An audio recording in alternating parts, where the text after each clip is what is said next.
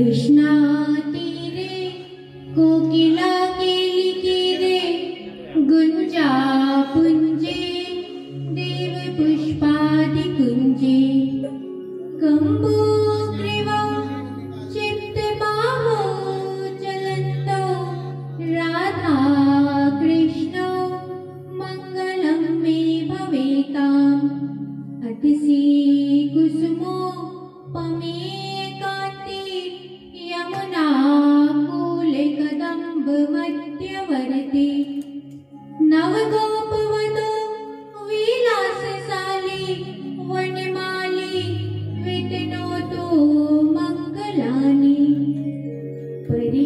परीकरीकृत पीतपटं हरिं शिखी किरीट नतीकृत कन्दरम् लकुटवेणु करं जलकुण्डलं पटुतरं नटवेषधरं भजे व्रजे वसन्तं नवनीतचौरं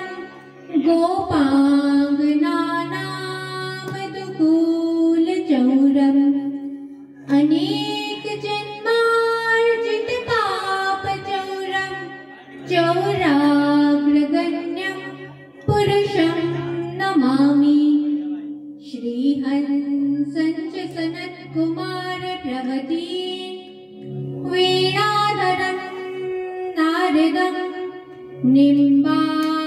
निम्बादित्यगुरुञ्च द्वादशे गुरुन् श्री श्रीनिवासादिकान् वन्दे सुन्दरभट्टदेशिकमुखान् वश्वेन्दुसङ्ख्यायुतान् श्रीव्यासादरिमध्यगाच परिता सर्वान् गुरून् सादरम् हे निम्बार्कदयानिधे गुणनिधे हे भक्तचिन्तामणे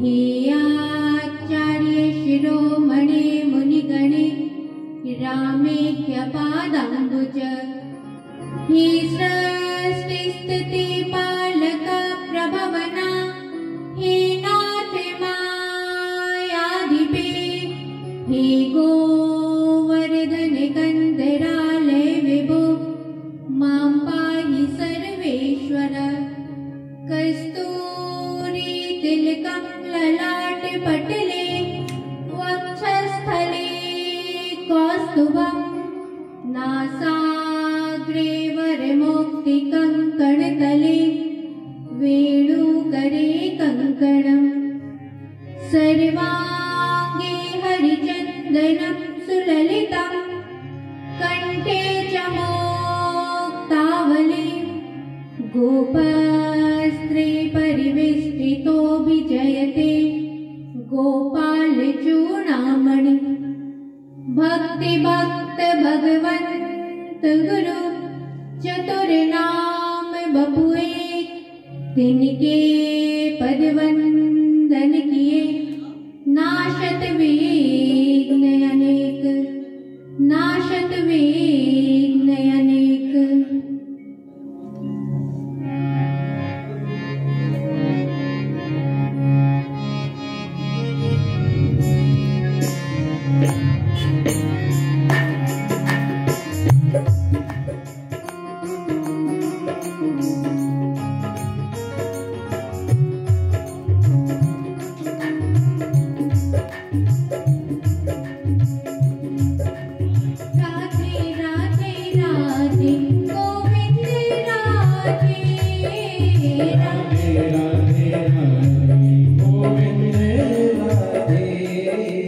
राधे राधे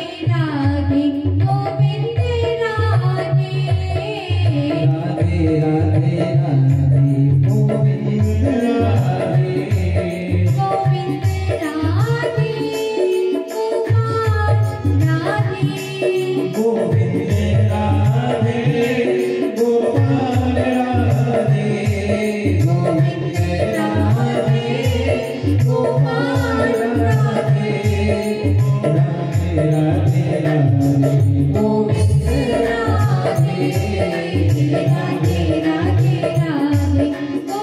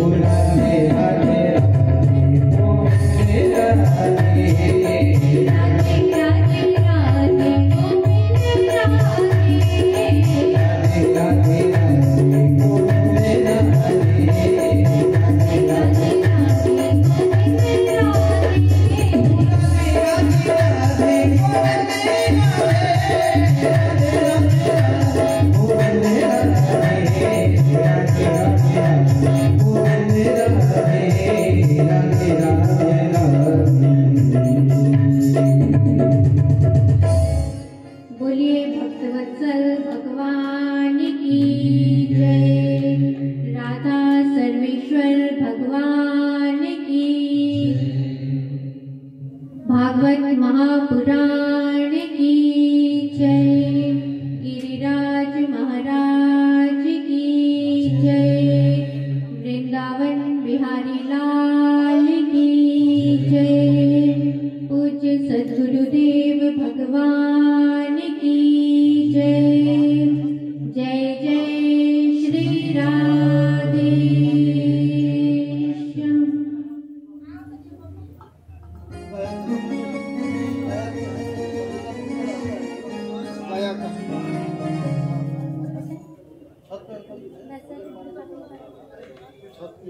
ये देखो ये हाँ भैया जरूर देखो एक ही अंक लगा। अरे उनका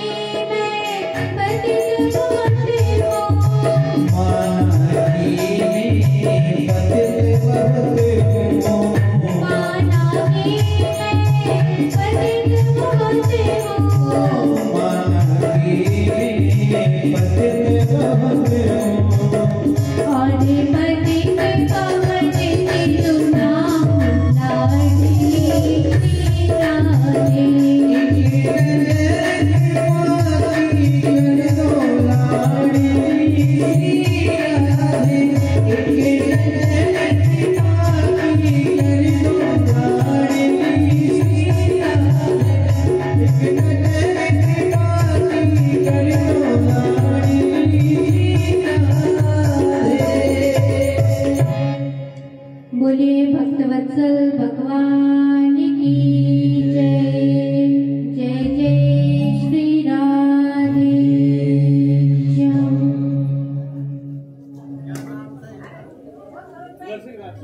कल हम लोग कथा में श्रवण कर रहे थे। आत्मदेव जी ने धुंधकारी की दुष्टता को देखा और पुनः जंगल के लिए जाने लगे।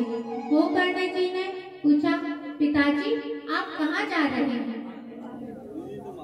तब आत्मदेव जी ने कहा कि मैं जंगल में जा रहा हूँ। देख नहीं रहे कि यह धुंधकारी कितना दुष्ट हो गया है। अब इसके साथ कैसे रहा जाएगा? इससे तो अच्छा था कि पुत्र ही नहीं होता। तो हमारा वाला। आत्मदेव जी गोकर्ण जी ने कहा, पिताजी आप जंगल में जा रहे हैं बड़ा वाला बैटरी लाओ। तो भगवान के भजन के लिए जाइए, ना कि आत्महत्या करने के लिए। और गोकर्ण जी ने आत्मदेव जी को बड़ा ही प्यारा उपदेश दिया है कि यह जो मोह है यह नरक में डालने वाला है, इसीलिए यह मेरा पुत्र है, इस प्रकार की सोच को छोड़ दीजिए। देहे अस्थि मांस रुधिरे अभिमतिं त्यजत्वा जाया सुता दिशु सदा ममतां विमुञ्च पश्यानिसं जगदिदं क्षणभंग निष्ठं वैराग्य राग रसिको भवभक्ति निष्ठा धर्मं भजस्व सततं त्यज लोक धर्मान् शिवस्व साधु पुरुषान् जहि काम तृष्णाम् अन्यस्य दोष गुण चिंतन मासु मुक्त्वा सेवा कथा रसमहो निद्रां पिबत्वा। यह बड़ा ही सुंदर उपदेश दिया। गोकर्ण जी ने कहा, पिताजी यह जो शरीर है यह हड्डी है, मांस है, अभी उसको हम चार्ज में इसे आप अपना मानना छोड़ दीजिए। दे दो। यह मेरा पुत्र है, इस प्रकार के विचार को भी छोड़ दीजिए। वैराग्य रस के रसिक बनिए और भगवान के भजन में लग जाइए, क्योंकि भगवान का भजन ही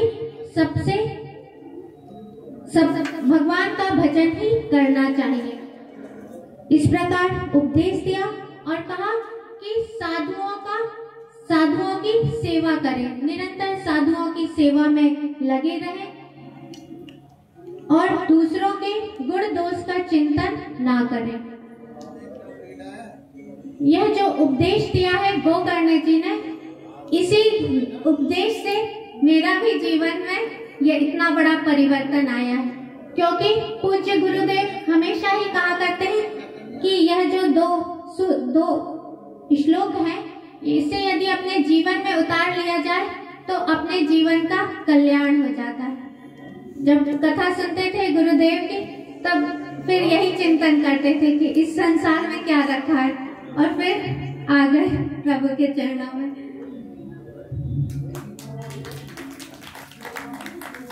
गोकर्ण जी ने कहा कि दूसरों के गुण और दोष का चिंतन नहीं करना चाहिए, हमेशा भगवान के भजन में ही लगे रहें। एक कथा आती है कि एक संत थे, वह एक गांव में पहुंचे और उन्होंने एक वृक्ष के नीचे अपना आसन डाल लिया और धूनी जला ली और भगवान का भजन करने लगे। उन्होंने देखा कि सामने एक घर है, वहां पर बहुत से लोगों का आना जाना है। फिर कुछ समय पश्चात देखा कि ये किसका घर है। गांव वालों से पूछा कि यहाँ पर कौन रहता है, तो गांव वालों ने कहा कि यह एक वैश्या का घर है। अब संत देखने लगे कि इसके यहाँ दिन भर लोगों का आना जाना लगा रहता है। अब संत जी का भजन में मन नहीं लग रहा था, भजन कर रहे थे, लेकिन वह यह देख रहे थे कि यह जो वैश्या है यह कितना पाप कर्म कर रही है।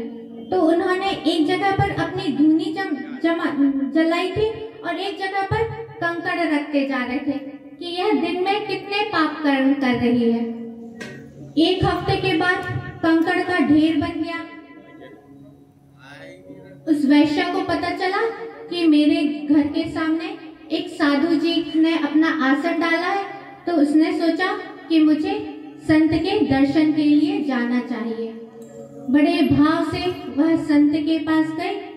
संत ने देखा तो कहा, तुम बहुत पापी हो, तुम मेरे चरण स्पर्श नहीं कर सकती हो, तुमने तो इतने पाप कर्म किए हैं कि तुम्हें नर्क से जाने में अब कोई भी नहीं बचा सकता है। उसने पूछा कि कोई उपाय बतलाइए, अब मुझे अपनी गलती का एहसास हो गया है, आभास हो गया है। संत ने कहा कि नहीं, तुमने देखो इतने पाप कर्म किए हैं, इसीलिए तुम्हें अब इन पापों से छुटकारा नहीं मिल सकता है। बड़ी दुखी हुई और अपने घर पर अन्न जल को छोड़ दिया और रोने लगी। भगवान से प्रार्थना करने लगी कि हे प्रभु, मैंने इतने पाप कर्म किए हैं कि मुझे आपके दर्शन नहीं हो सकते। संत ने भी मुझे उनके चरण स्पर्श करने को नहीं दिया। अब मैं इतनी पापी हूँ, भगवान मेरा उद्धार कीजिए। इस प्रकार रोती रही और अन्न जल भी नहीं खाया और उसकी मृत्यु हो गई। और संयोगवश उसी दिन संत जी का भी अंतिम दिन था। अब संत जी जैसे ही पधारे तो उन्हें लेने के लिए 2 यम के दूत आए। संत जी ने देखा यमदूतों को तो कहा कि आप गलत जगह पर आ गए हैं। वैश्या का घर सामने है, उसे लेकर जाइए। मैंने तो कभी अपने जीवन में पाप कर्म किया ही नहीं है। मैं तो हमेशा ही भगवान के भजन में ही लगा रहा। यमदूतों ने कहा कि नहीं, उसको लेने के लिए तो भगवान के पार्षद आए थे और वह तो भगवान के धाम को चली गई। हम तो आपको लेने के लिए ही आए हैं। और उनको जबरदस्ती अपने साथ लेकर गए यमलोक। यमलोक में पहुंचकर यमराज जी से संत जी ने पूछा कि मैंने तो पूरे जीवन भर भगवान का भजन ही किया है, मैंने तो अपने जीवन में कोई पाप कर्म किया ही नहीं है, तो मुझे यह किस जन्म का दंड मिल रहा है कि मुझे नरक में लेकर आया गया। यमराज ने कहा कि आपने जीवन भर तो भजन किया है, लेकिन आपने भजन तो कर रहे थे, लेकिन चिंतन उस वैश्या का कर रहे थे कि वह कितने पाप कर्म कर रही है। भजन तो कर रहे थे, लेकिन आपका जो ध्यान था वह उसकी ओर था। तो आपने तो उसके सारे पापों को सोच के उसके पाप कर्मों को खत्म कर दिया और वह बैकुंठ को चली गई और आपको नरक की प्राप्ति हुई है। फिर संत जी को अपनी भूल का एहसास हुआ और उन्होंने अपनी भूल स्वीकार की। इसीलिए किसी के भी गुण और दोष का चिंतन नहीं करना चाहिए। आत्मदेव जी जंगल में चले गए और उन्होंने भागवत के 10वें स्कंद का पाठ करते हुए भगवत धाम को पधारे। और धुंधकारी ने एक दिन रात्रि के समय अपनी माता को बहुत पीटा और कहा कि बता धन कहाँ है, नहीं तो आज तेरी जलती हुई लुखाटी से खबर लूंगा। बेचारी धुंधली घबरा गई और उसने रात्रि के समय कूपे पाता कृतो रात्रो ते नसा निर्नम गता, रात्रि के समय कुएं में कूदकर आत्महत्या कर ली। और गोकर्ण जी तीर्थाटन करने के लिए चले गए। अब घर पर रह गया केवल गोकर्ण धुंधकारी। फिर उसने 5 वैश्याओं को अपने घर पर रख लिया और उन्हीं के पालन पोषण में लग गया। उन्हीं की आवश्यकताओं को पूरा करने लगा, चोरी करने लगा, डाका डालने लगा और बहुत से गलत कार्य करने लगा। एक दिन बहुत सा धन लेकर आया। वैश्याओं ने देखा कि इसने तो बहुत सारा धन लेकर आया है, अब राजा के सिपाही इसे तो पकड़ ही लेंगे, धन भी जाएगा और हमें भी जेल जाना पड़ेगा। इससे तो अच्छा है कि इस धुंधकारी को ही ठिकाने लगा देते हैं। और रात्रि के समय जब धुंधकारी खा पी कर सो गया, तब 5 वैश्याओं ने फांसी का फंदा बनाया और धुंधकारी के गले में डाल दिया। लेकिन धुंधकारी की मृत्यु नहीं हुई। पापी लोग इतने जल्दी नहीं मरते हैं। वैश्याएं घबराई। फिर उन्होंने जलते हुए अंगारे लाकर उसके मुख के चारों ओर डाल दिए, जिससे धुंधकारी ने व्याकुल होकर प्राण का परित्याग किया। वैश्याओं ने धुंधकारी को उसके ही घर में गड्ढा खोदकर वहीं पर गड़ा दिया। गांव वालों ने पूछा कि धुंधकारी दिखाई नहीं दे रहा है। उन वैश्याओं ने कहा कि इस बार ज्यादा धन कमाने के लिए बहुत दूर निकल गए हैं, इस वर्ष के अंत तक आएंगे। और एक दिन मौका पाकर सारा धन लेकर भाग गए। गोकर्ण जी को कुछ लोगों से ज्ञात हुआ कि धुंधकारी की मृत्यु हो गई है। तब उन्होंने गया आदि तीर्थों में धुंधकारी के लिए श्राद्ध किया और तीर्थाटन करके अपने गांव पर लौट आए। रात्रि के समय अपने घर पर सोए। तब धुंधकारी अपने ही घर में प्रेत बन गया था। कभी भेड़े के रूप में, कभी भैंसा के रूप में, कभी अग्नि के रूप में, कभी इंद्र के रूप में गोकर्ण जी के सामने आने लगा। गोकर्ण जी समझ गए कि ये कोई प्रेत योनि को प्राप्त हुआ जीव है। गोकर्ण जी ने पूछा, तुम कौन हो और तुम्हें यह योनि कैसे प्राप्त हुई? धुंधकारी ने कुछ कहा नहीं, केवल संकेत मात्र किया, क्योंकि जो प्रेत होता है उसका जो मुख होता है वह सुई के नोक के बराबर होता है। इसीलिए ना वह कुछ बोल पाता है और ना कुछ खा पाता है। इसीलिए वह दूसरों के शरीर में प्रवेश होकर फिर अपनी बातों को रखता है सामने। गोकर्ण जी ने अपने हाथों में जल लिया, उसे अभिमंत्रित किया और उसका छींटा दिया, जिससे धुंधकारी के पाप थोड़े कम हुए। और उसने कहा कि मैं आपका भाई धुंधकारी हूँ। गोकर्ण जी ने कहा कि मैंने तो तुम्हारे लिए गया में श्राद्ध किया, उससे तुम्हारी मुक्ति नहीं हुई। धुंधकारी ने कहा कि आप मेरे लिए गया में एक नहीं सैकड़ों श्राद्ध भी कर देंगे तो भी मेरी मुक्ति नहीं होने वाली। आप मेरी मुक्ति के लिए कोई और उपाय करें। गोकर्ण जी ने कहा कि अभी रात्रि हो गई है, तुम विश्राम करो, सुबह सोचेंगे कि क्या करना है। जैसे ही प्रातः काल हुआ, गोकर्ण जी ने सभी गांव वालों को एकत्र किया और कहा कि मेरे भाई धुंधकारी को प्रेत योनि की प्राप्ति हुई है। अब उसके उपाय के लिए, उद्धार के लिए कुछ उपाय करना चाहिए। तो गांव में जितने भी विद्वान थे उन्होंने सभी अपने अपने शास्त्रों को, पुराणों को पलट पलट कर देखा कि धुंधकारी की मुक्ति कैसे हो सकती है, लेकिन किसी को कोई उपाय नहीं मिला। फिर सभी ने कहा कि जगत के साक्षी सूर्य हैं, अब उन्हीं से पूछा जाए कि धुंधकारी की मुक्ति कैसे हो सकती है। गोकर्ण जी ने अपने तप बल से सूर्य को स्तंभित किया और सूर्य से पूछा कि मेरे भाई धुंधकारी को प्रेत योनि की प्राप्ति हुई है, अब उसके उद्धार के लिए अब उसका उद्धार कैसे हो, आप कोई उपाय बतलाइए। सूर्य ने कहा, श्रीमद्भागवतान मुक्ति सप्ताहम वाचनम कुरु। भागवत कथा की साप्ताहिकी विधि से यदि कथा की जाए तो धुंधकारी की मुक्ति हो सकती है। यह सूर्य का धर्ममय वचन सभी गांव वालों ने सुना। गांव में एक गरीब ब्राह्मण को गोकर्ण जी ने मुख्य श्रोता बनाया, स्वयं वक्ता बने और कथा प्रारंभ की। अब धुंधकारी प्रेत योनि को प्राप्त हुआ जीव था, एक जगह ठहर ही नहीं पाता था, हवा चलती तो उड़ जाता था।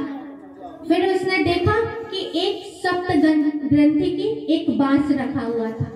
बांस अंदर से पोला होता है, इसीलिए वह उस बांस के अंदर नीचे छिद्र से जाकर उस बांस के अंदर बैठ गया और कथा का श्रवण करने लगा।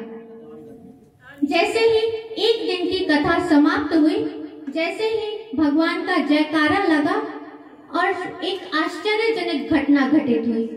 बांस की एक ग्रंथि अचानक तड़ तड़ की आवाज करते हुए फटी। सभी ने देखा लेकिन कोई कुछ समझ नहीं पाया। फिर दूसरे दिन जैसे ही कथा समाप्त हुई, दूसरी गांठ फटी।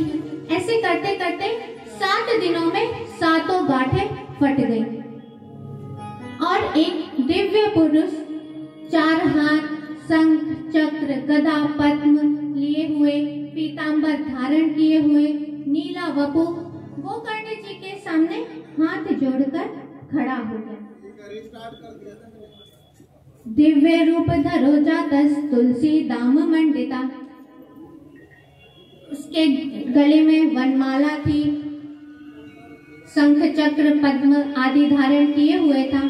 गोकर्ण जी ने पूछा, आप कौन हैं? उन्होंने कहा कि मैं आपका भाई धुंधुकारी हूँ। गोकर्ण जी ने कहा, तुमने तो यह भगवान के स्वरूप को प्रदान कर लिया, यह कैसे हुआ? धुंधुकारी ने कहा, धन्या भागवती वार्ता प्रेत पीड़ा विनाशिनी। यह धन्य है भागवत की कथा कि इसके श्रवण से प्रेत योनि से भी मुक्ति मिल जाती है। और धुंधुकारी ने भगवान के स्वरूप को ही नहीं, अब ज्ञान को भी प्रदान कर लिया। भागवत की कथा का श्रवण करने से ज्ञान की भी प्राप्ति होती है। और धुंधुकारी ने बड़ा ही अच्छा सुंदर उपदेश दिया है। अस्मिन् वे भारते वर्षे सुरभि देव संसति। इस भारतवर्ष में यदि जिस मनुष्य ने भागवत की कथा का श्रवण नहीं किया है, उसका जीवन निरर्थक जीवन है। वह सूकर कुकर के समान निरर्थक ही जी रहा है। और धुंधुकारी ने बतलाया कि यह जो शरीर है, इसको हम लोग मोहवश खिला पिलाकर हष्ट पुष्ट कर रहे हैं। और यदि इससे हमने भागवत की कथा का श्रवण नहीं किया तो इसका क्या मतलब, इसका क्या फल है? यह सब कुछ निरर्थक है, क्योंकि यह जो शरीर है यह हड्डियों का एक खंभा है। उस पर मांस और खून को पोत दिया गया है, चमड़ी से इसे ढक दिया गया है और इससे हमेशा ही दुर्गंध आती है। क्यों? क्योंकि यह मलमूत्र रखने का पात्र जो ठहरा। कहीं से भी देखिए आप, हमेशा ही इस शरीर से गंदगी निकलती रहती है। कितना भी स्वच्छ कर लिया जाए लेकिन पूरा स्वच्छ नहीं किया जा सकता है। और यह रोगों का तो घर ही ठहरा।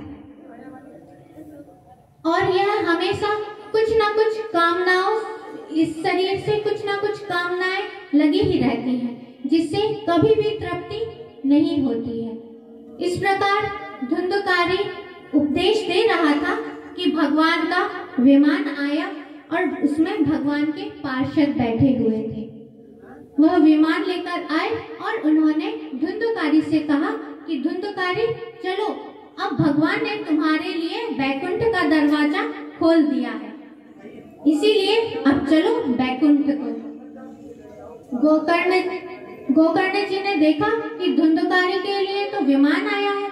तब उन्होंने भगवान के पार्षदों को रोका और पूछा कि भागवत की कथा का श्रवण तो सभी ने किया है, समान रूप से किया है, लेकिन विमान केवल एक के लिए आया, यह भेद क्यों हुआ? तब भगवान के पार्षदों ने कहा, श्रवणस्य विभेदेन फल भेदोत्र संसिता। श्रवण भेद के कारण यह फल भेद हुआ है।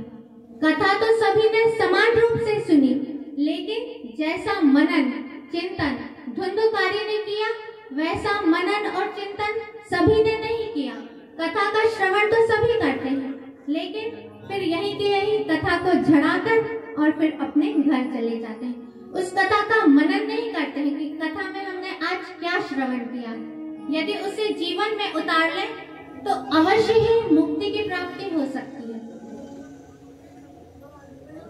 फिर गोकर्ण जी ने पुनः भागवत की कथा का वाचन किया और इस बार जितने भी कुत्ते चांडाल जितने भी थे, सभी के लिए विमान आया और भगवान स्वयं विमान लेकर आए गोकर्ण जी के लिए। और भगवान ने गोकर्ण जी को अपने हृदय से लगाया और अपने साथ गोलोक को ले गए। जितने भी जीव थे उस ग्राम के सभी भगवान धाम को पधारे।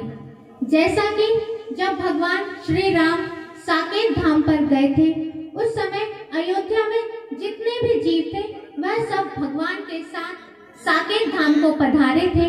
उसी प्रकार यहाँ भागवत की कथा का श्रवण करने से भगवान श्री कृष्ण सभी को अपने गोलोक धाम को लेकर गए।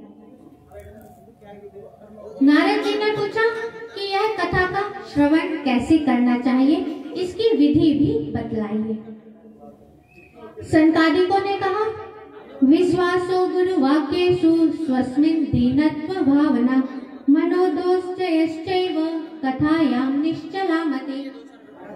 गुरु के वचनों पर विश्वास और दीनता की भावना, दैन्य भाव होना चाहिए और गुरु के वचनों पर पूर्ण विश्वास होना चाहिए और मन के दोषों पर विजय, तो कथा का पूर्ण फल प्राप्त होता है।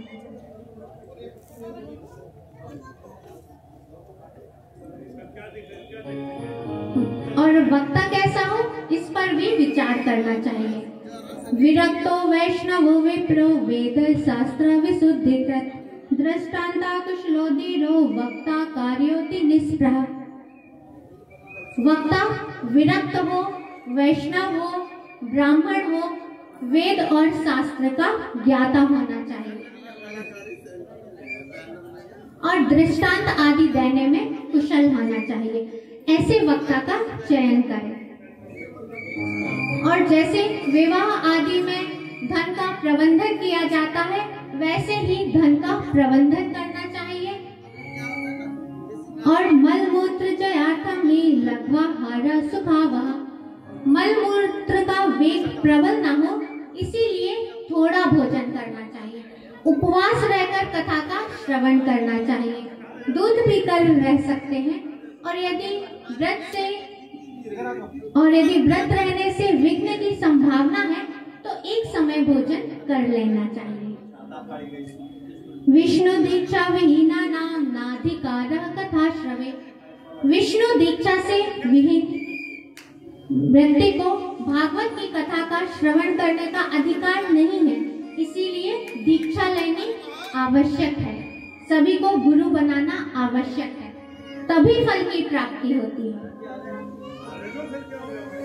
द्विदलम मधुतैलम च गरिष्ठानम तथैव च। गरिष्ठ अन्न का भोजन नहीं करना चाहिए। लहसुन प्याज का सेवन नहीं करना चाहिए। तेल का भी सेवन नहीं करना चाहिए। मधु शहद का भी उपयोग नहीं करना चाहिए। मसूर की दाल का सेवन नहीं करना चाहिए। दरिद्र यदि इस कथा का श्रवण करता है तो उसकी दरिद्रता दूर हो जाती है। जिसको पुत्र नहीं है उसे पुत्र की प्राप्ति होती है और जो रोगी इस कथा का श्रवण करता है उसके प्रारब्ध जनित रोग भी समाप्त हो जाते हैं। भागवत धर्म अर्थ काम मोक्ष चारों पुरुषार्थ को प्रदान करने वाला है। बोलिए भक्तवत्सल भगवान की जय।